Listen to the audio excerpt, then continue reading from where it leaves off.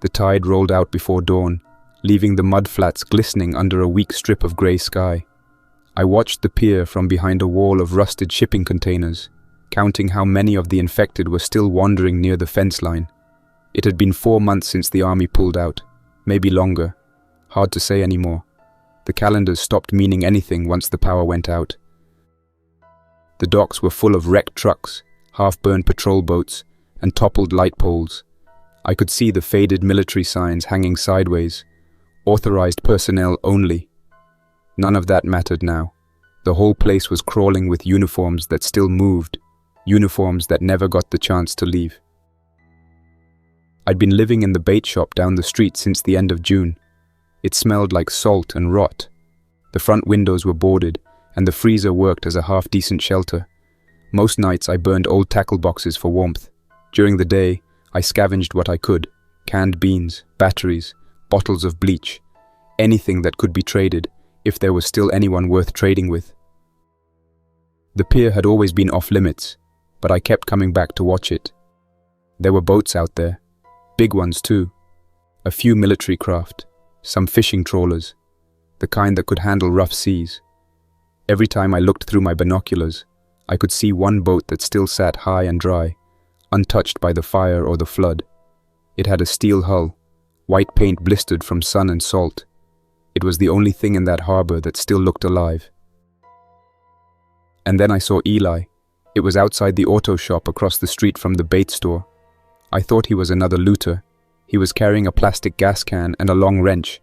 I almost shot him before he raised his hands and yelled he was unarmed. Turned out he wasn't lying. The can was empty. He'd been looking for a siphon kit, said he came from farther inland. He looked clean enough to trust for a short talk, so I let him stand near my fire. He was younger than me by maybe 10 years. He said he used to drive for the army, hauling fuel to the coastal depots. When everything went bad, his truck got stuck at a checkpoint and he ran. Since then, he'd been walking. He had a good sense for direction and a bad habit of talking too much. I didn't mind the noise. The silence had started to feel heavy lately. For a few nights, he stayed in the garage across the road. I let him eat from my cans, and he helped fix up a water barrel system behind the shop. We started planning a bigger run into the old naval lot once we realized how much was still out there. There were fuel drums, food crates, maybe even tools. The risk was the crowd of infected still trapped inside the fence. From what we could see, the military must have locked the place up before abandoning it. Maybe a few hundred infected still shuffled in circles between the wrecked vehicles. Eli kept asking what I'd do if we got to the boats. I told him the truth. I was tired of sleeping on land. The cities were dead. The roads were worse. If I could get a boat running, I'd go out and drift until I couldn't see the shore anymore. He laughed at that. Said I sounded like someone who wanted to die quiet. Maybe I did. We started watching the infected movements through the broken fence gaps, learning their patterns. They didn't move much during the coldest hours. Most just wandered near the vehicles, bumping into each other, slow and aimless. Some were missing arms or parts of their jaws. Others still wore body armor with bullet holes through the chest. I could tell the salt air had slowed them down. They looked stiff, crusted in sea spray. Eli thought we could clear a path by setting fire to one side of the yard. I didn't like the idea. Fire drew attention, and the smoke would bring others from the city. Still, we needed a plan. We decided to wait for a big low tide when the mudflats stretched out far enough to give us a clean approach. I knew the tides from years of fishing here. Around this time of year, there was a 2-hour window before sunrise when the tide dropped just enough to open the lower access road that ran behind the warehouses. The night before we made the move, Eli brought over a pack of road flares he'd found and a shortwave radio that still worked. We tested it on a fresh battery, but all we got was static. Somewhere in that noise, a faint voice spoke one word, "Station," then vanished. Neither of us said anything. We just stared at the speaker until it went dead. He slept near the door that night, rifle across his lap. I sat by the boarded window and watched the fog roll over the harbor. I couldn't stop staring at the outline of that trawler in the distance. It was just close enough to see, just far enough to remind me how much we'd lost. We left before the first light broke. No words, just a nod. We carried 2 backpacks, a pry bar, and 3 bottles filled with gasoline. I had my old 30-30 rifle and 6 rounds left. Eli carried a crowbar and a machete he'd found in a fire truck. The city was quiet. The only sound was the wind dragging through shattered glass and loose signs. We crossed the intersection near the collapsed overpass and moved through the old storage yard. Most of the corpses there were long rotted, the kind that collapsed when touched. Still, we moved slow. When we reached the fence, we cut through the first layer of wire and slid inside. The air smelled of salt, oil, and something old that used to be human. There were maybe 20 of them near the gate. Most were facing away. We crouched behind a burned-out Humvee, waited for the wind to shift, then moved through the wrecks toward the first warehouse. Eli found a loose door panel and pushed it open enough to slip inside. The place was full of crates, toppled racks, and 2 skeletons still wearing fatigues. We searched quick, ration bars, a few bottles of water, and a map marked with fuel dump locations. Then, a noise came from outside, metal clanging against concrete. We froze. Eli peeked through the crack in the door. He mouthed, "They're moving." The sound of boots dragging across wet cement filled the air. I aimed at the door, counting steps. Then, one of the infected hit the side of the Humvee, setting off a muffled alarm chirp. The noise spread fast, moans echoing between steel walls. We didn't think. We ran through the back hall toward the loading dock. The outer door was locked with a heavy chain. Eli swung the crowbar and cracked the lock on the 3rd hit. We pushed through and spilled out into the open air. The pier stretched ahead, wide and slick with algae. In the distance, the trawler rocked gently in its mooring. Between us and it stood a dozen infected sailors, faces grey and bloated. Eli tossed a flare into the water. The red light threw long shadows across the pier. The infected turned toward it, some stumbling into the edge and falling in. The rest started toward us. I fired 2 rounds. One dropped. The others flinched but kept coming. We ran, boots pounding against the boards. The air was thick with rot and sea stink. The trawler loomed ahead. Its nameplate read, Marlin. The boarding ladder was still down, swaying with the tide. Eli reached it first, hauling himself up. I followed, slipped once, caught the rail, and pulled myself aboard. We kicked the ladder free just as the first infected reached the side. It clawed upward, but the slick metal gave way, and it splashed back into the dark water below. Inside the cabin, everything smelled like mold and diesel. The floor was covered with old papers, maps, and empty cartridges. We cleared each room, quiet and fast. No one alive, no one moving. The controls were rusted but intact. The key was still in the ignition, hanging from a red tag that said, Torres. Eli sat down on the bench, breathing hard. "We made it," he said. I didn't answer. I was already checking the fuel gauge. It read empty, but that didn't matter yet. We had something no one else in this city did. Walls, a roof, and a door that locked. By nightfall, the tide came back in, and the infected drifted under the pier. We could hear their hands scraping the hull. I stood by the window, watching the water glow faintly from the reflection of the moon. Eli sat by the console, trying the radio again. Static, then nothing. The sound filled the cabin like an old habit that would not quit, a reminder of how quiet the world had become. The old trawler creaked against the mooring ropes. Somewhere far off, a metal drum rolled and hit the water. The echo carried over the bay until it blended with the wind. I leaned my shoulder against the frame and watched the black shapes move under the surface. Their outlines shifted and disappeared again in the dim light. They were slow now, slower than I remembered, but the sound of their hands on the hull still worked its way through me. We stayed inside most of that night. Eli found a lantern in the supply cabinet and lit it with one of his road flares. The cabin filled with weak yellow light, enough to see the outlines of our new home. Every surface was streaked with salt and rust. Tools hung from nails by pieces of wire. The floor was warped, the wood swollen from years of moisture. But it was still solid, and that was more than I could say about anything on land. We found some old ration packs in a locker marked USCG. They were years out of date but still sealed. We split one, and for the first time in months, the food tasted like something that belonged to another life. Eli said the texture reminded him of the meals they used to serve on convoys, dry, bland, and impossible to ruin. He grinned while eating, though his eyes stayed fixed on the dark window behind me.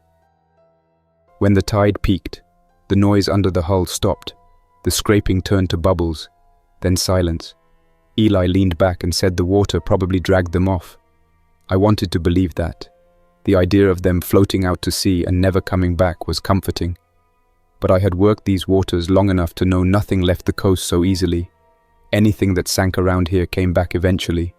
Always did. We kept watch in turns through the small porthole near the stern. The fog thickened after midnight, spreading across the bay until we could not see the pier lights anymore. I sat awake for hours, listening to the waves hit the hull in slow rhythm. Every time the boat shifted, my mind filled in footsteps that were not there. When morning came, the light looked sickly through the fog. It had that pale grey tone that made it hard to tell time. I climbed to the deck and checked the ropes. The air was cold and damp, the kind that clings to the throat. The pier looked empty now, no movement near the gate or the trucks. The water had pushed the infected out during the night. I could see a few of them floating near the outer dock, caught in the current. Their bodies turned in slow circles with the tide. The sight gave me an idea. If the tide could take them out, it could also clear us a path. We could use the next low tide to walk the yard and check the other boats, maybe find fuel or tools. The pier was big enough to hide a lot of things, and not everything worth saving was metal. Eli came up later with the map we had found. He laid it across the engine console, pressing it flat with a wrench. It showed the layout of the naval storage area, fuel tanks marked with red circles, and emergency exits marked with blue. The nearest tank farm sat less than 200 yards from the pier warehouse. That meant if any of those drums were intact, we could siphon enough to bring the trawler's generator back to life. It would take time, and we would have to move through open ground, but it was possible. We spent the rest of the morning making a list of what we needed: hoses, a manual pump, sealing tape, and anything that could hold fuel without leaking. The longer we planned, the more it began to sound like we were actually going to do it. Around noon, we climbed down to the pier. The tide had fallen far enough that most of the lower yard was exposed. The mud sucked at our boots as we crossed the planks. The air carried a sharp smell of algae and diesel. The fence at the far end sagged inward from where the fire had warped the metal. Inside the storage area, the silence felt heavy. There were no birds, no wind, just the faint creak of cables overhead. We moved slow, stopping every few steps to listen. The infected that had been near the trucks were gone, either carried out by the water or trapped farther inland. The open space gave me a strange sense of calm, though I knew it would not last. We found the first fuel drum near the gate control booth. It was half buried in mud, the top still sealed. Eli knelt beside it and tapped the lid. The hollow sound meant there was something inside. We rolled it upright and cleaned the rim enough to read the label. Jet fuel. It would burn in the trawler's generator if we mixed it right. We found 3 more drums behind the booth. 1 split open, 2 still good. The hard part would be moving them. We had no dolly, no cart, and the ground between us and the boat was soft and uneven. Eli suggested using the metal poles from the broken fence to make a kind of sled. I told him it would take half the day, but it was better than trying to carry 200 pounds of liquid on our backs. We worked quietly, cutting loose the wire mesh and bending the poles until we had something that could slide across the mud. By the time we started dragging the first drum toward the pier, the sky had darkened again. Clouds rolled in from the sea, heavy and low. The air smelled of rain.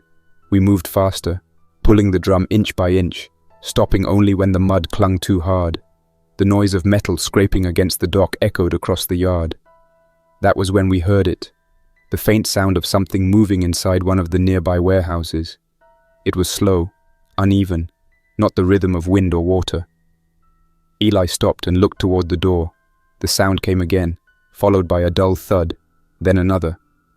I signaled to leave it and keep moving, but he shook his head. He wanted to check, said we could not afford to ignore noises that close. I knew he was right, but I hated that he was. We approached the warehouse side door. The lock was broken, hanging by one hinge. Eli pushed it open a few inches, just enough to see inside. The room was filled with shadows and stacked pallets. Something shuffled in the far corner, half hidden behind a forklift. The air carried a sour stench, worse than rot. I stepped inside, rifle raised, while Eli circled wide toward the other wall. The figure moved into view, a man in a torn navy uniform, his left arm missing from the shoulder. His face was swollen and pale, eyes cloudy. He was trapped between the forklift and a pile of crates, caught by his leg in a coil of wire. The sound we heard had been him pulling against it. I leveled my rifle, but Eli stopped me. He said the shot would bring more. Instead, he grabbed a long steel rod and ended it quick. The noise of the strike echoed through the warehouse, then faded. We searched the place before leaving. There were boxes of spare parts, old life vests, and a toolbox that still had wrenches inside.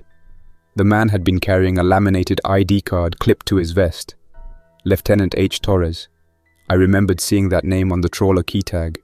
The realization sat in my stomach like a stone. The officer had never left. He had died trying to get back to his ship. I slipped the card into my pocket. Eli saw me do it but said nothing. We rolled the drum out and continued toward the dock. The rain started as we reached the waterline.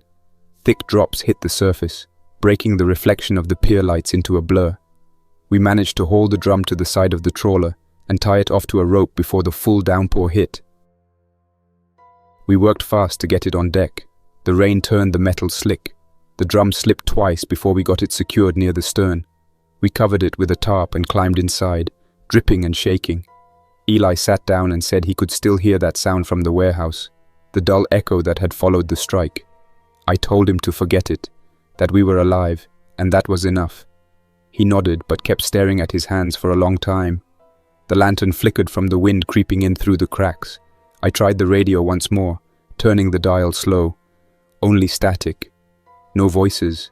The silence outside pressed harder with every minute.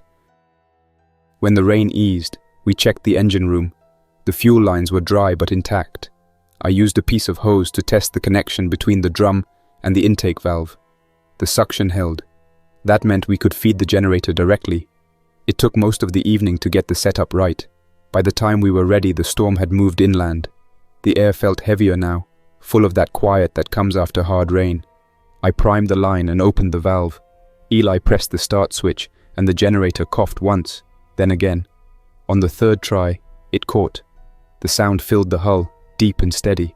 A low hum spread through the metal, vibrating the floor under our feet. I had not heard a living engine in months. It felt like the world breathing again. We checked every light in the cabin. A few still worked, flickering weakly.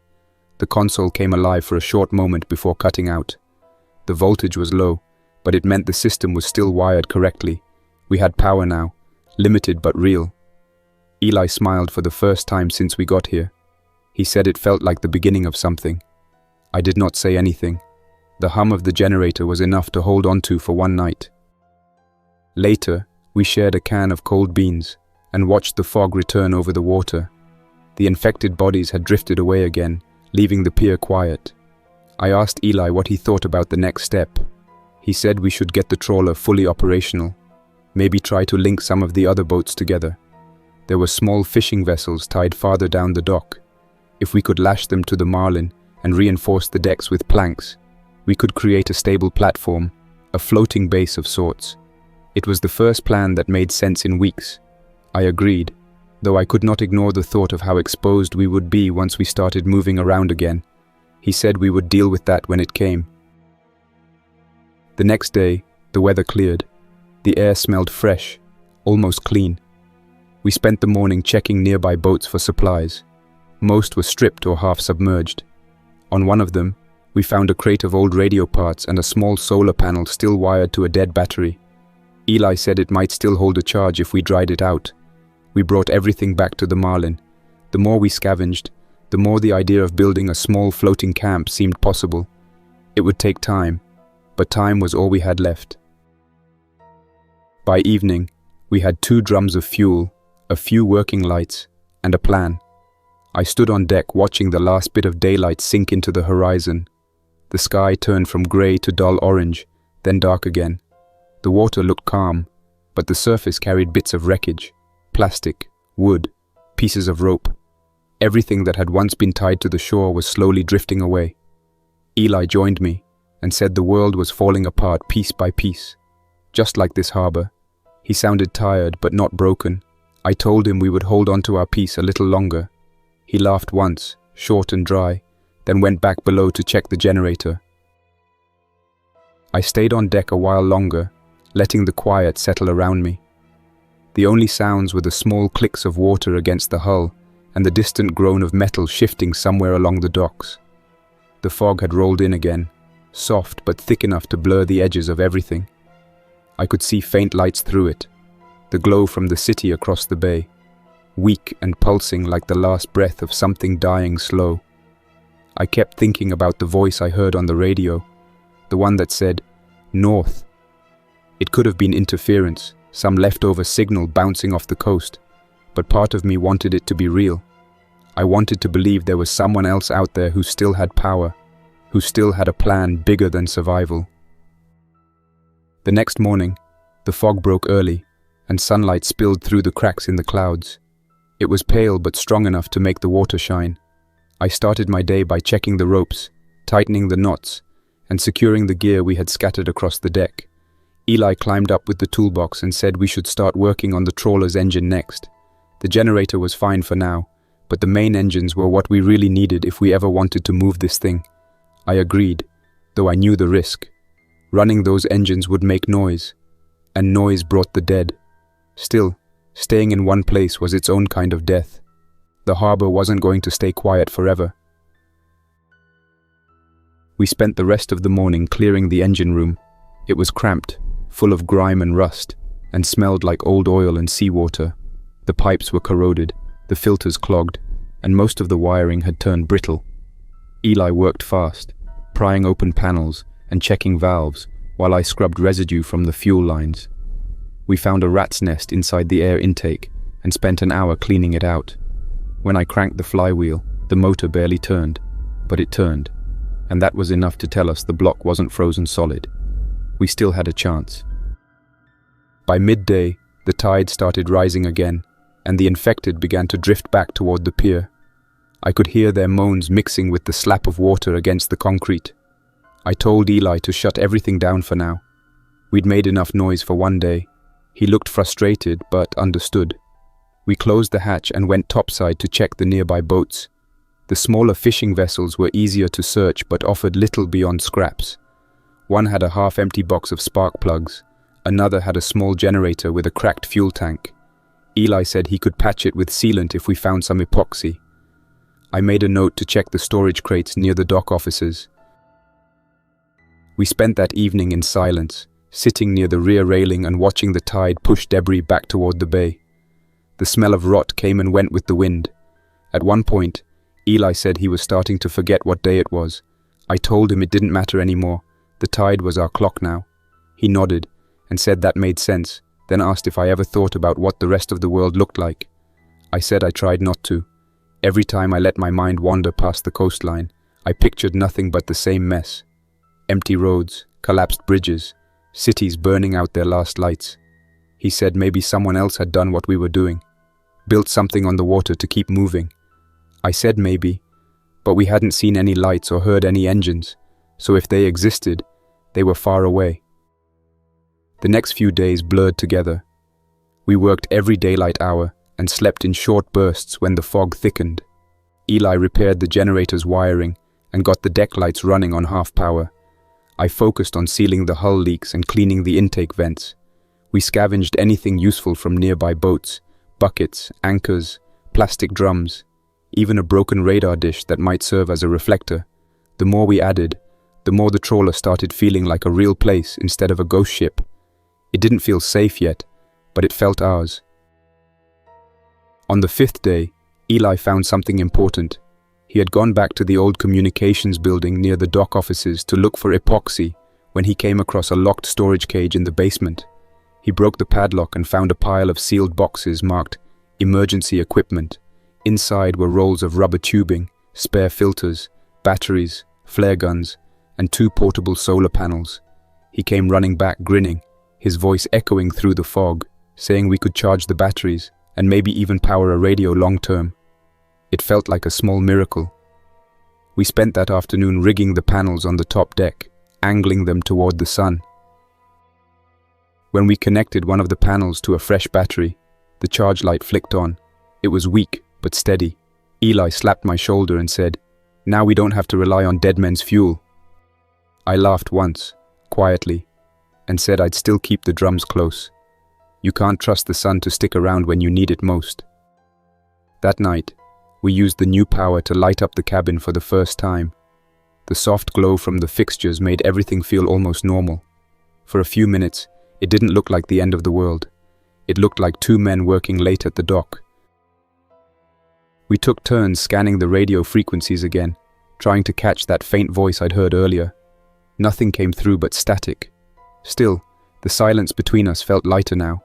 It was strange how quickly hope could creep back in once you had something that hummed and glowed. Eli said he'd keep monitoring during the nights, in case someone out there was broadcasting at odd hours. I told him to make sure he kept the lights dim. The last thing we needed was to draw attention. By the end of that week, we had rebuilt part of the deck railings using scrap metal from a sunken patrol boat. The pier itself had started to decay faster, large chunks breaking away and falling into the water. It felt like time was catching up to the place. Every sound echoed louder now, sharper, the kind of noise that carried far in still air. We worked faster, aware that each day here meant more risk. During one supply run, we found another survivors' camp in a warehouse. Just sleeping bags, bones, and a small fire pit filled with melted plastic. No names, no notes, just the remains of people who had stopped trying. I didn't say much about it to Eli. He saw the look on my face and didn't ask. On the 7th day, something changed. I woke early to a low rumbling sound that didn't belong to the waves. At first, I thought it was thunder, but it was too steady. When I stepped outside, I realized it was coming from the direction of the inner city. The air trembled faintly. It sounded like an explosion far inland, then a series of smaller blasts. Eli climbed up behind me, wide-eyed, listening. After a while, the noise faded, and the sky filled with a faint column of black smoke. He asked if I thought the military had come back. I said maybe someone found an ammo depot and set it off. Either way, it meant people were still fighting over something out there. That night, while Eli worked below deck, I sat by the railing with my rifle across my knees. The fog had thinned, and the water was calm. I could hear faint movements near the pier, slow, wet footsteps echoing off the concrete. I stayed still, watching the shadows until one of them moved differently from the others.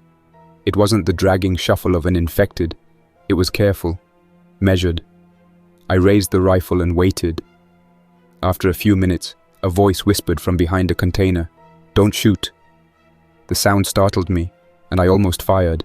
It was a woman's voice, quiet but steady. I told her to come out slow. She stepped into view wearing a torn parka and holding a flare gun. Her face was thin, eyes hollow but focused. She said her name was Amber, and that she'd been watching us for days from the old radio tower across the yard. Eli came up when he heard the talking. Amber told us she had been part of a group that held out at the tower when the base fell. There had been 6 of them. The others were gone now, some dead, some disappeared.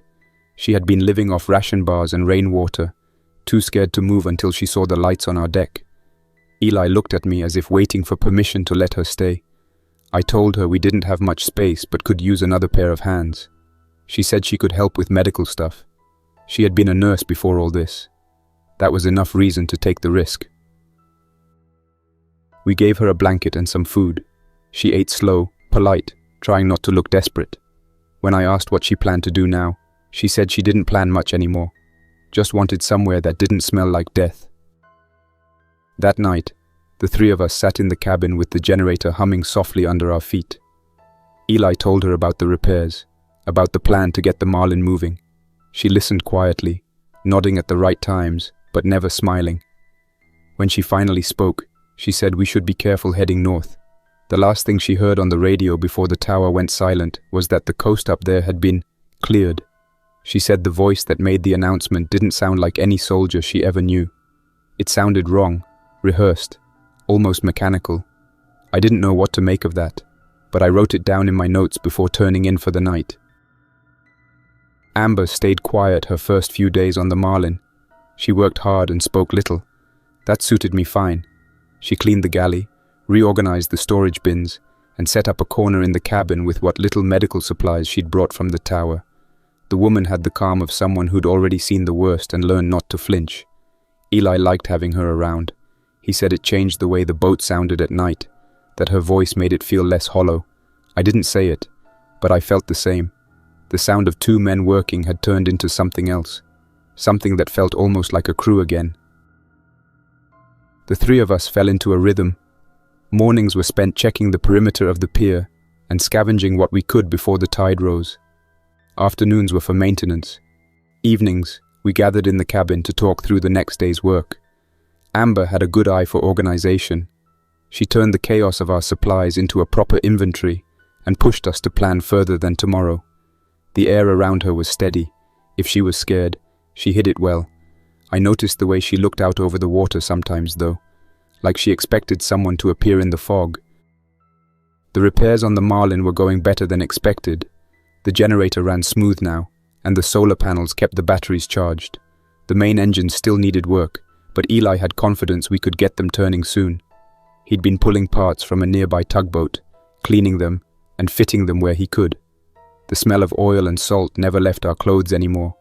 We were filthy, hungry most days, but alive. That counted for something. One afternoon, while clearing debris from the dock, we found something that changed everything. A small landing craft, half submerged, lodged between two concrete pillars. It was in bad shape, dented hull, cracked windshield, but the frame was solid. The words, U.S. Marine Corps, were still visible under a layer of grime. The deck was empty except for an old rope and a few dried bloodstains. It must have been abandoned during the base evacuation. Eli stared at it like a man who'd just seen a second chance. If we could salvage it, we'd have something that could move supplies between boats or act as a scout vessel. We spent 2 days bailing out the water and patching holes with resin and metal sheets. Amber stayed aboard the Marlin, running a makeshift radio watch and monitoring the tide cycles. The landing craft came free on the third morning, sliding into deeper water with a groan that made my stomach twist. It floated, unsteady but upright. Eli whooped loud enough to scare a few gulls off the pier. He climbed aboard and started testing the controls. Nothing worked, but that didn't stop him from grinning. He said we could name it once it ran. I told him to worry about the engine first. With the small boat recovered, our plans expanded fast. We started talking about creating something bigger than just one trawler. There were still half a dozen boats moored around the yard, fishing vessels, patrol cutters, even an old barge. Most were damaged, but if we could link a few of them together, we could build a floating platform large enough for farming, storage, or shelter. The idea grew in our heads like a fever. We'd watched everything on land rot away, but the sea still gave us time. That was reason enough to keep working. The first challenge was connecting the boats without tearing them apart. We used steel cables, anchors, and what was left of the dock's mooring lines. I climbed into the cold water more times than I can count, guiding the cables beneath the hulls while Eli tightened the bolts. Amber would hand us tools and shout measurements over the wind. Each day we linked another vessel to the Marlin, building what Eli started calling the line. It wasn't pretty, but it held. From above, it looked like a crooked necklace of rust and desperation stretching out into the fog. The work took weeks. By then, we'd added 2 new faces. The first was Trevor, a young man who showed up one morning in a kayak loaded with plastic bags. He said he'd come down the coast from a failed refugee camp farther north. His skin was burned from the sun, and his voice shook when he spoke. He told us he'd been part of a small Coast Guard auxiliary before everything collapsed. When I asked how he'd found us, he said he saw the glint of sunlight off our solar panels from miles away. That made me uneasy, knowing we were visible to anyone with eyes. Still, he had skills we needed: knowledge of navigation, radio frequencies, and engines. We took him in. The second arrival came by accident. A man named Reese drifted in on a half-inflated lifeboat, barely conscious. His legs were covered in infected bite scars that had healed wrong. Amber treated him for dehydration and fever. When he woke, he said he'd escaped a looter's barge out near the river mouth. According to him, a group of scavengers had been hunting survivors along the coast, capturing them to trade for supplies. I didn't want to believe it, but the way he told it sounded too plain to be a lie. I told the others we'd need to stay hidden from the shoreline as much as possible. Reese couldn't walk well, but he was strong enough to work the nets, and he understood how to rig traps for fish. We kept him aboard the barge section of the line, where he could rest and stay out of sight. With 5 people now, the floating structure turned into something close to a community. We cleared one of the boats for sleeping, another for supplies. Amber organized rationing, counting everything down to the last can. Trevor spent hours trying to repair the radio, using spare parts and wire. Eli worked like a machine, moving from one task to another, building, patching, rewiring. I kept track of the engines and structural integrity, making sure none of the ropes snapped under the constant pull of the tide. For a short time, life found rhythm again. We ate dried fish and rainwater stew, shared short stories of what used to be, and stopped looking over our shoulders every minute. But the ocean doesn't stay still. Around the 3rd week, the weather shifted. The wind started coming from the east, harder each day, pushing larger waves against our hulls. The mooring lines groaned under the strain. I doubled the cables and reinforced the knots, but the stress kept building. Amber said the pressure changes meant a storm system was forming out at sea. She was right. The morning it hit, the sky went dark before noon. The rain fell in thick sheets, and the wind howled like a freight train moving through the fog. We lashed ourselves to the rails and prayed the lines would hold. The storm lasted for hours. Waves slammed against the boats, tearing one of the smaller fishing vessels free. It spun out into open water and vanished. I thought we were next. The deck tilted, sending tools and barrels rolling. Trevor yelled that one of the cables was snapping. Eli crawled across the slick deck to secure it, his hands bleeding from the rope. When it was over, half our setup was gone. But the Marlin held. We lost a boat and part of the supply barge, but everyone was alive. That was more than I expected. The aftermath was worse than the storm itself. The deck was a mess of tangled lines, broken panels, and floating debris. The smell of diesel filled the air from a ruptured barrel. We spent the next 2 days cleaning, repairing, and drying what we could. Reese limped along the barge, using a crutch made from a pipe, helping wherever possible. At night, we sat in silence, too tired to speak. The storm had shown us how fragile the line really was. A few nights later, I woke to a strange sound, something scraping along the outer hull. I thought it was leftover debris until I saw movement in the water. Bodies. Dozens of them. They weren't floating aimlessly this time. They were moving with purpose, pulled by the current, slamming into the boats and clinging to the sides. Their skin was pale and waterlogged, their movement slow but deliberate. The tide had brought them from the flooded streets of the city. Amber ran to grab the spotlight, but I told her to kill the light instead. The sound alone was bad enough. I could hear nails dragging across metal, the wet thud of hands gripping the railing. One of them managed to grab the edge, and its face rose from the water. Eyes open, jaw slack. Eli pushed it back with a pole until it disappeared beneath the waves. We spent the rest of the night awake, weapons in hand. The current finally took most of them away by dawn, but a few remained tangled in the ropes. We cut them loose and watched the tide carry them off.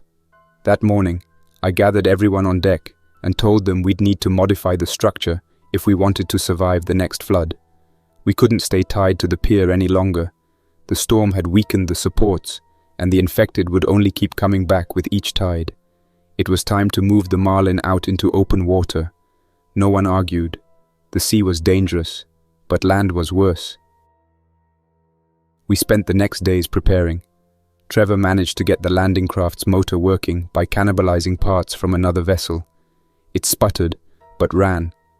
Eli reinforced the engine mounts on the Marlin, using every bolt and bracket we could find. Amber stocked medical supplies and water, while Reese prepared the nets for fishing on the move. The morning we finally fired up the engines, The sound shook the air around us. The exhaust coughed out salt water and smoke, and then the steady rhythm of combustion took over. It wasn't clean, but it was alive. The Marlin moved slow at first, grinding against the last few pilings that held it in place. Then the current caught us, and we drifted into open water. The pier slid away behind us, taking with it the sound of the city and all the ghosts that lived there. The wind came hard from the south, pushing the smell of fuel and salt through the deck. I stood by the wheel, watching the shoreline shrink into a blur of grey and rust. It felt strange, like leaving something unfinished, but there was no going back. The land had nothing left to give. Eli worked beside me, keeping the generator in rhythm with the engines. The vibration under our feet made the whole trawler feel alive again. He said we'd follow the coast north for a while, staying close enough to the shoreline to spot landmarks but far enough to avoid grounding. I didn't argue. There was no real plan beyond staying alive and keeping the engines from dying. Amber and Trevor stayed below, securing supplies, while Reese sat on the back deck with a coil of rope, eyes scanning the wake we left behind. The man looked uneasy, twitchy, like someone who expected trouble to climb out of the sea. By noon, the water grew rougher. The wind shifted, carrying cold air from inland. The sky turned a pale green-grey, the kind that meant another storm was brewing somewhere over the horizon. I cut the engines down to half power and adjusted our course to follow the calmer swells. Amber came up to the bridge to check on us. She said she felt the hull shaking under her bunk and asked if it was normal. Eli said the bearings were still wearing in and that she shouldn't worry. She gave him a look that said she didn't believe it but didn't push. That was her way. She questioned things quietly, like she was collecting proof for later. As the afternoon went on, the fog rolled in again. Thick, heavy, blinding fog. The world narrowed to 50 feet of visibility. Every sound stretched and echoed. The churn of the propellers, the slap of the waves, even our footsteps. I switched on the horn once, just to hear it answer back, but the echo was swallowed too fast. Somewhere out in that grey, the ocean moved like a living thing. Every bump against the hull made us tense. Reese tied down the nets and muttered that the fog made him nervous. I couldn't blame him. Out here, anything could drift out of the mist. Wrecks, debris, or worse. Late that evening, the first sign of trouble appeared. It started with a faint knocking sound near the stern. I thought it was just something loose until I saw Reese leaning over the side, peering into the water.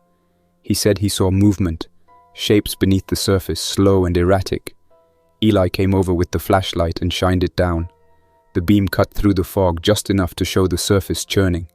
At first, it looked like driftwood caught in the current, but then one of the shapes bumped the hull and rolled over. A face surfaced, pale, bloated, mouth open. The eyes were still moving. For a few seconds, none of us spoke.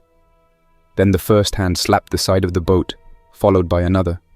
The water boiled with movement, grey shapes dragging themselves toward the noise. Eli cursed and told me to throttle forward.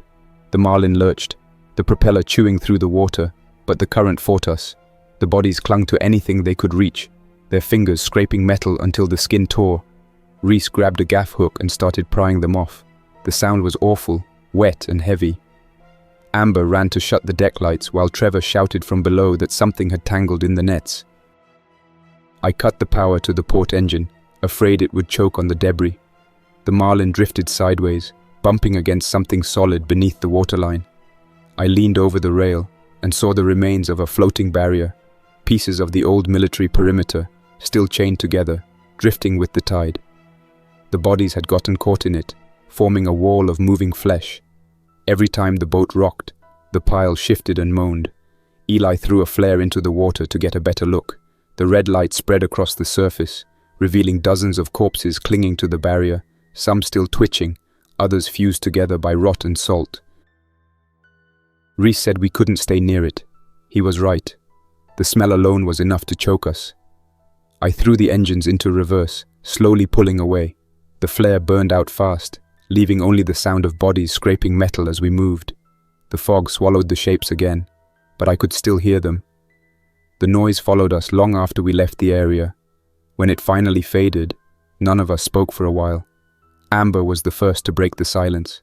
She said the water wasn't safe anymore, that the infection must have spread through it somehow.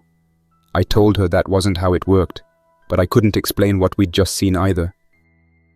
That night, we anchored near an old buoy station, far enough from shore to avoid drifting wrecks.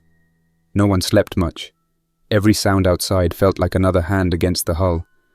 I sat at the console, writing notes by lantern light while the others rested. I kept thinking about what Amber said. The infection spreading through the water didn't make sense, at least not in the way she meant, but maybe the corpses carried something that survived longer in the cold. Whatever it was, it meant we couldn't treat the sea as clean anymore. It was another battlefield now. At dawn, we tried to resume our course north. The fog was lighter, the wind calm again. Eli checked the propeller shaft and said it was clear. Amber made coffee from what little instant mix she had left, and for a short while, things felt almost normal. Reese caught 2 small fish in the nets, enough for breakfast. Trevor kept scanning the radio, picking up nothing but faint static. When the fog lifted fully, we saw land again, a stretch of coastline with broken piers and the remains of a seaside town. The roofs were collapsed, streets flooded, and smoke rose from the hills beyond. It looked abandoned, but we all knew better. Nothing stayed empty for long. We debated going ashore for supplies. Amber wanted to restock medical gear, and Eli mentioned we were running low on clean fuel. I didn't like the idea. The town looked too quiet. But logic won. We couldn't keep moving forever without fresh water and food. We anchored just outside the shallows and used the landing craft to make the trip. Reese stayed behind to guard the Marlin, his leg too weak for climbing. Trevor handled the motor while Eli and I scanned the shoreline for movement. The closer we got, the worse it smelled. Mold, salt, decay, and something chemical. The tide had buried most of the street under a layer of black water. We docked at what was left of a fuel station near the marina. The pumps were dead, but inside the office we found several sealed barrels labeled diesel stabilizer. Eli said it could keep the old fuel from spoiling too fast. We loaded what we could onto the landing craft, moving quick. Amber checked a nearby pharmacy for bandages and antiseptic. Everything had been looted, but she found a few sealed boxes of saline and 1 unopened first aid kit. The air inside smelled of rot. She didn't linger. Before heading back, I decided to check the rooftop of a nearby bait shop for vantage. From up there, the sea stretched flat and endless. The Marlin sat anchored in the bay, barely visible. But as I scanned the horizon, something caught my eye. A cluster of shapes floating together, too orderly to be debris. Through the binoculars, I saw them clearly. Another group of boats lashed together, larger than ours. Maybe a dozen vessels at least. Some had makeshift sails. Others looked armored with metal sheets. They were drifting west, slow and steady. I handed the binoculars to Eli, and he stared for a long time before lowering them. He said they looked armed. We returned to the Marlin with the fuel and supplies, pretending everything was fine, but I could feel the tension in Eli's voice when he told Trevor what we'd seen. Amber listened without a word. Reese said he'd seen something similar weeks ago. Boats flying tattered flags, men with rifles on deck. He said they were scavengers who called themselves the Cleaners. They believed the infection was a punishment, and that cleansing the coast meant killing anyone still breathing. I didn't want to believe it, but the story fit too well. That night we killed the lights and drifted with the current, trying to look like another derelict vessel. The fog helped hide us, but none of us slept. Every time I looked out into the mist, I imagined another set of eyes staring back. Around midnight, we heard distant engines. Multiple, faint but real. The sound passed to the west and faded. I gripped the wheel until my hands hurt. Eli whispered that maybe they hadn't seen us. I said maybe, but it didn't matter. We knew now that we weren't alone out here, and not everyone left alive wanted the same thing. The morning after the engines passed, the fog hung low but thin enough to see the shape of the waves again. The water looked flat and tired. No birds, no wrecks. Just an endless grey surface that felt like it could swallow anything. I hadn't slept at all. Every sound during the night had felt wrong. I stayed by the wheel until the horizon started to brighten, then went down to check on the others. Amber was sitting by the radio with a blanket over her shoulders. Her eyes were red, but she didn't look frightened, just worn down. She said there had been short bursts of static on the upper bands. Nothing clear, just patterned clicking. Eli thought it might be interference from those other ships, but Amber wasn't sure.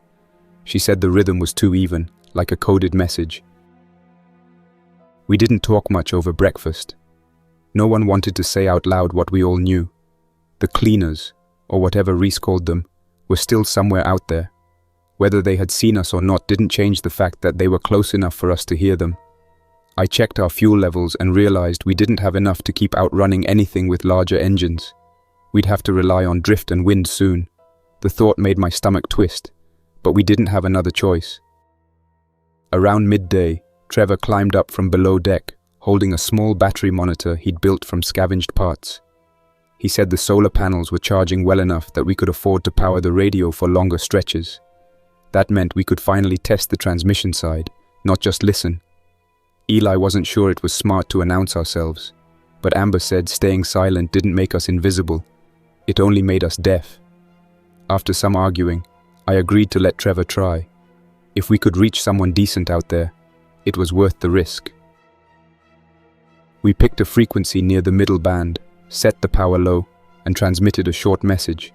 Trevor's voice was steady as he read it. Vessel Marlin drifting north along eastern coast. Survivors aboard. Request contact or coordinates for safe harbor. He repeated it 3 times, then killed the mic. We waited.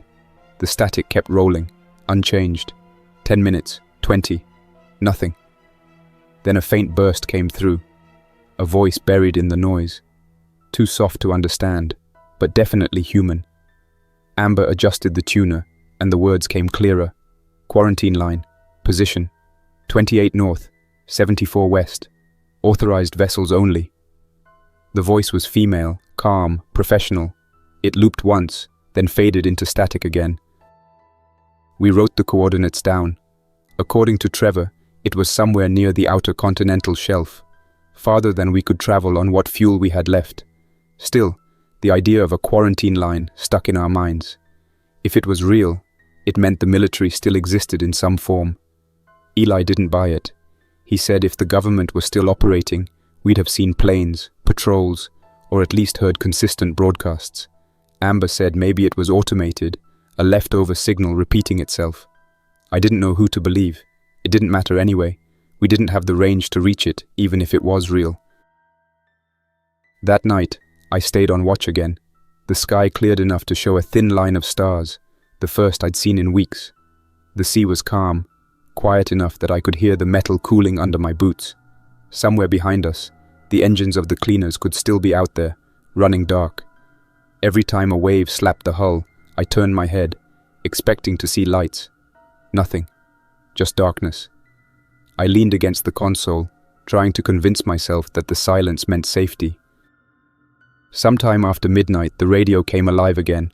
A burst of static, then a whisper. The same woman's voice, repeating the same message. I listened through the whole loop, waiting for something to change, but it didn't. I turned the dial a fraction, and another faint signal came through on a nearby frequency. It wasn't official. The voice was cracked, desperate. If anyone hears this, keep away from the lights. They're not saving anyone. The transmission ended abruptly. I sat there for a long time after that, staring at the dark water outside.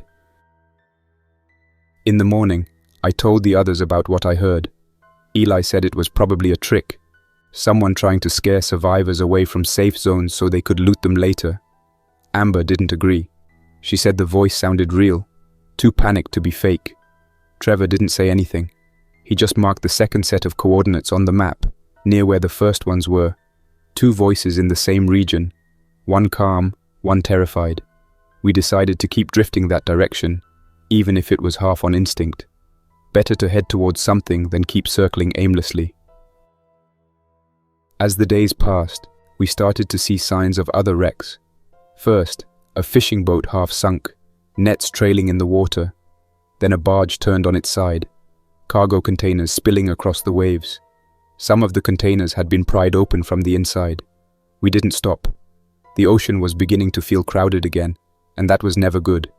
The air smelled sharper now, cleaner in a way that didn't feel right. The currents were carrying us into colder water. Amber said it meant we were moving north faster than expected. On the fourth day, we hit something that nearly stopped the Marlin dead. The impact threw me forward into the wheel and knocked Eli to the floor. We scrambled outside to check the damage. A massive piece of wreckage was caught under the hull, a capsized vessel with the word Saratoga barely visible on its side. The hull was split open, the inside lined with hanging nets and loose debris. We cut the engines and drifted closer. Trevor suggested we search it. I didn't want to, but the others insisted. We were running low on canned food, and the Saratoga looked big enough to have stores still sealed. We boarded at mid-morning. The deck was tilted, slippery with algae. The air inside smelled like rust and decay. We moved through narrow corridors filled with overturned crates and broken doors. Every sound we made echoed too loud. About halfway through, Amber found a storage bay that hadn't been breached. The label said, "Emergency rations" and "medical stock." We filled 2 bags before we heard the noise. Metal creaking, followed by a soft splash below. Reese muttered that something was moving in the lower compartments. We froze. Then the hatch behind us slammed shut. The noise that came next was faint but unmistakable. The sound of something dragging across metal. Eli shined his flashlight toward the ladder. A pale arm reached up from the dark, followed by another. The first infected pulled itself through the hatch, jaw broken, skin stretched tight. It moved faster than the ones we'd seen in the water, half crawling, half lunging. We backed up toward the exit, but 2 more appeared from the hallway ahead. The air filled with the sound of metal scraping as they moved. We fought our way back to the deck, using whatever we could grab. Wrenches, pipes, the butt of my rifle. The fight was clumsy, loud, and desperate. Amber fell once, her leg catching on a cable, but Trevor pulled her free. When we finally reached the railing, we jumped the gap back to the Marlin. The last one followed, clinging to the edge until Reese drove a hook through its skull and pushed it into the sea. We cut the lines and backed away from the wreck. None of us spoke for a long time. The encounter confirmed what I'd started to suspect. The infected in the water weren't dead in the usual sense. They were dormant, waiting. The colder the water, the longer they lasted. That changed everything. It meant the ocean wasn't cleansing the world, it was preserving it. Amber said she'd heard something similar before. Rumors from the early days that infected tissue didn't decay properly in sub-zero storage. The military had been studying it, trying to weaponize it. I didn't know what to say to that. That evening, we sat together in the cabin, exhausted and shaken. The generator hummed low, steady but strained. Trevor went back to the radio, almost as a distraction, scanning through static until he found something new. A male voice this time, distorted but clear enough to understand. "If you hear this, you are entering the quarantine boundary. Proceed under escort. Repeat, under escort." The message looped once, then switched to static. Reese laughed under his breath and said it was the same tone he'd heard when the cleaners broadcast their propaganda near the river mouth. I asked how he knew, and he said the rhythm was identical. The phrase "under escort" was their signal for attack. Eli turned to me and said we needed to change course before we drifted too close. Amber argued that it might still be a real quarantine line, that we could be passing up our only chance at contact. The argument went nowhere. I ended it by saying we'd steer away for now and observe from a distance. If there was a real safe zone, we'd see signs of order, lights, structure, patrols. If not, we'd know what kind of people were behind the voice. The sea stayed flat that night, cold and silent. The fog didn't roll in, which should have been a relief, but the clarity only made the emptiness harder to look at. I stood on deck, leaning against the rail, watching the faint outline of the horizon. Every few seconds, I glanced toward the compass and adjusted the wheel just enough to keep us east. Behind me, the hum of the engines echoed through the hull, steady but tired. We had maybe 2 days of fuel left, maybe less if the current turned against us. Eli came up after midnight, carrying 2 cups of instant coffee that tasted like chemicals. He said Amber had gone below to rest and Trevor was trying to rebuild one of the battery couplings. Reese was asleep, if you could call it that, half-conscious, muttering in his dreams. We stood there together for a long time without saying anything. When he finally spoke, his voice was quiet. "You really think that signal's fake?" I said I didn't know. He nodded, took a sip, and said, "Either way, we'll find out soon enough." By morning, the air had changed. It carried a faint electrical buzz, the kind that makes the hairs on your arms rise. Trevor noticed it first when the radio crackled to life on its own, jumping between bands like it was being scanned remotely. He shut it off immediately, but the damage was done. Someone out there knew we were transmitting again. The temperature dropped fast, the sea turning a dull green-blue. We spotted a thin line of objects floating in the distance. At first, it looked like a debris field, but through the binoculars, I saw the pattern. Buoys, each with a rusted frame and an antenna sticking up from the top. They stretched in a straight line across the water, half a mile long, moving slightly with the current. Painted letters on the side read, "QZ boundary." Eli looked at me and said we'd found our answer. We cut the engines and drifted closer. The buoys were chained together with thick cables, and several had blinking lights, dim but active.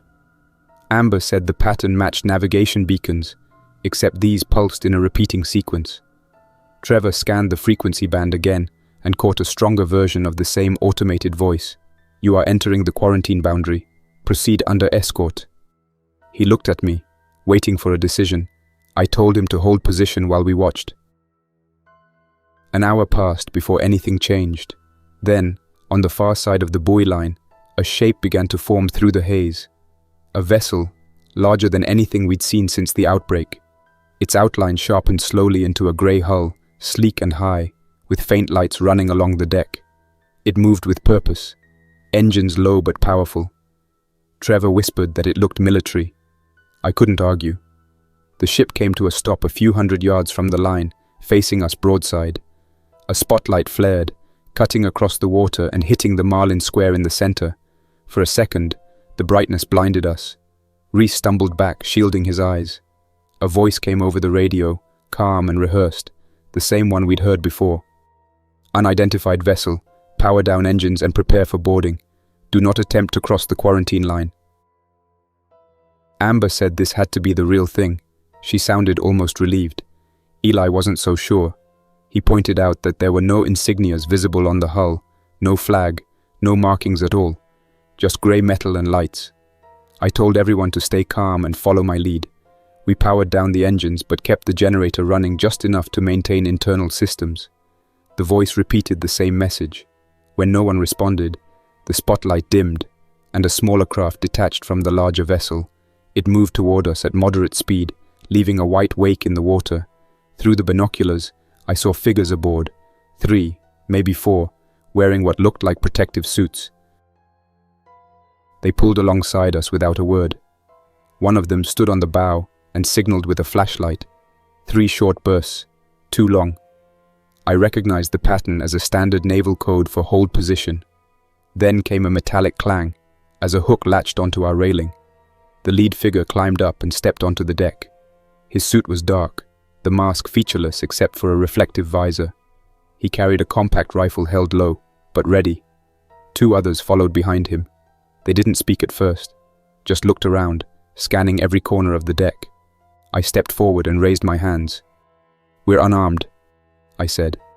The lead figure tilted his head slightly, then spoke through a speaker in his mask. The voice was distorted but calm. "Identify your vessel." I told him we were the Marlin, civilian trawler, 5 survivors aboard.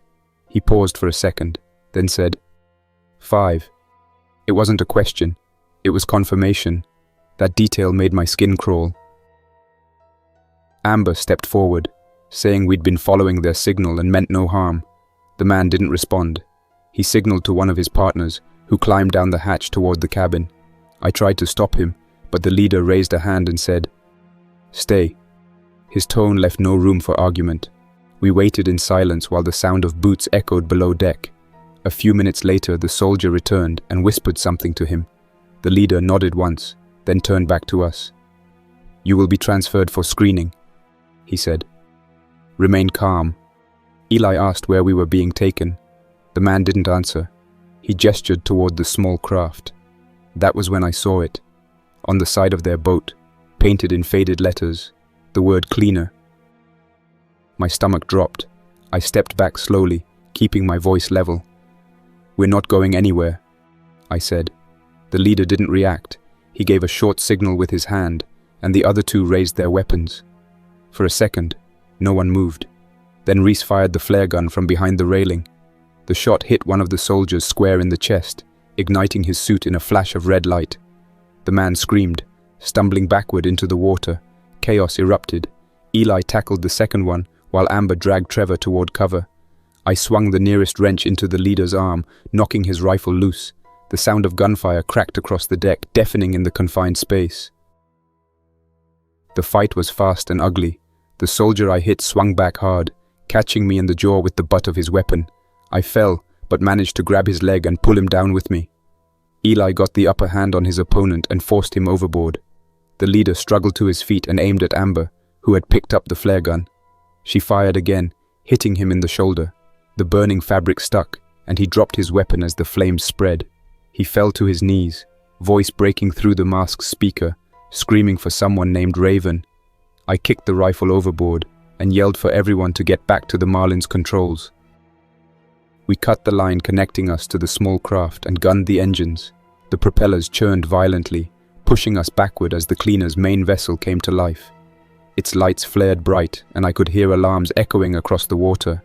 A new voice came over the radio, male this time, shouting commands, but I killed the signal. We turned east, full throttle, the Marlin groaning from the strain.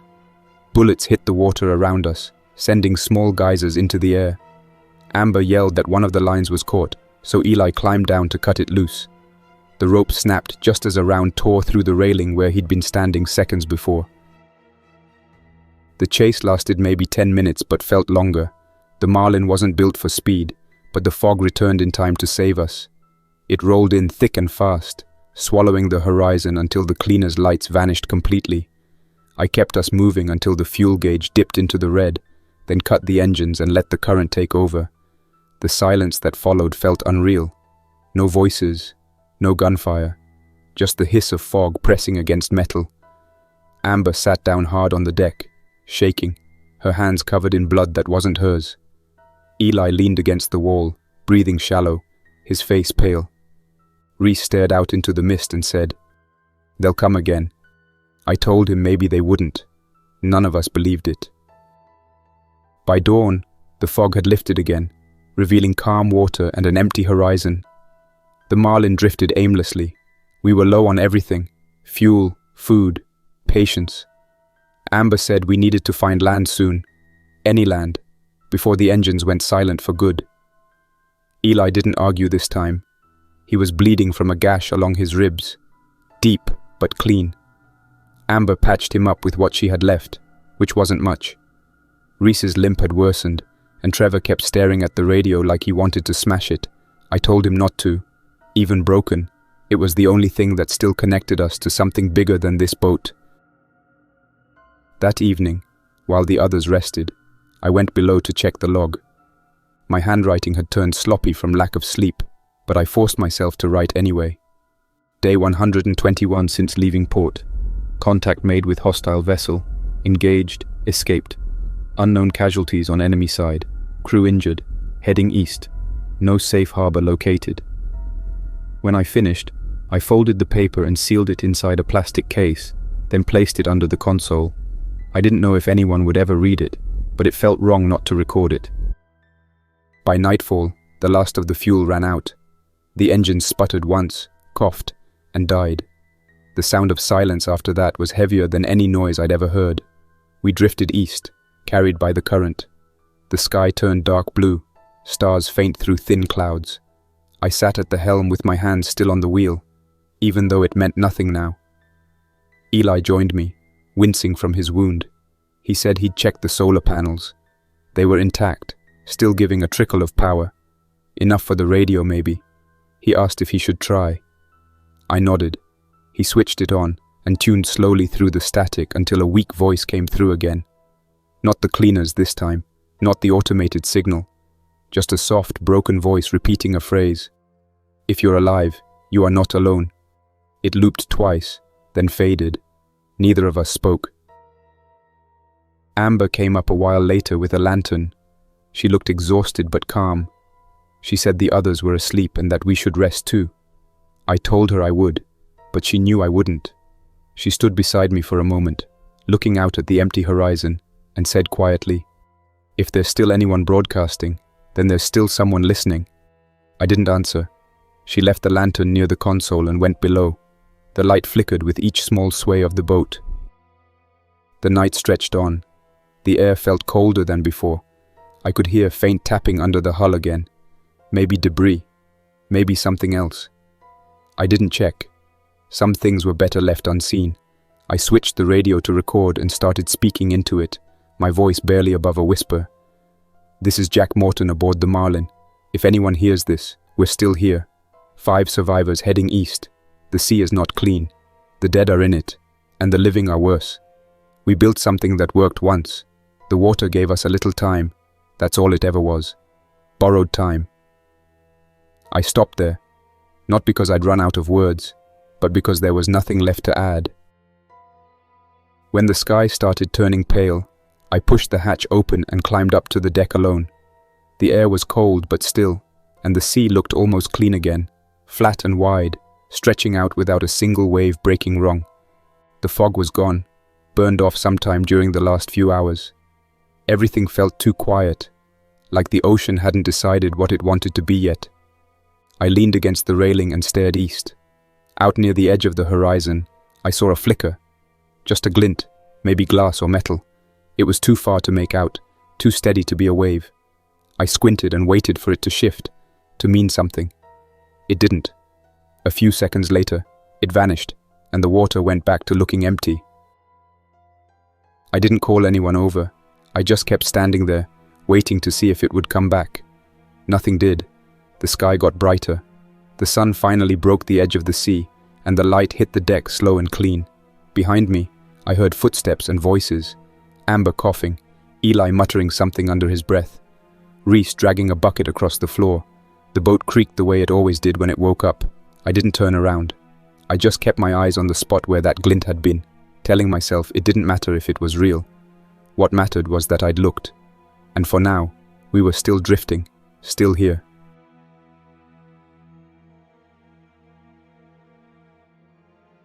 And that's where we'll stop for now. Thanks for listening till the end. Don't forget to like, subscribe, and tell me how the story hit you, what moments worked, what didn't, and what you'd want to hear next. And a big thank you to everyone supporting the channel, especially with extra membership: Carlos Herrera, Luca Mod, The Great Anywho, Jaydala, Madam Midnight, Deborah Powell. You keep this project alive. Until next time, Survivor. Jack's Nightmares signing off.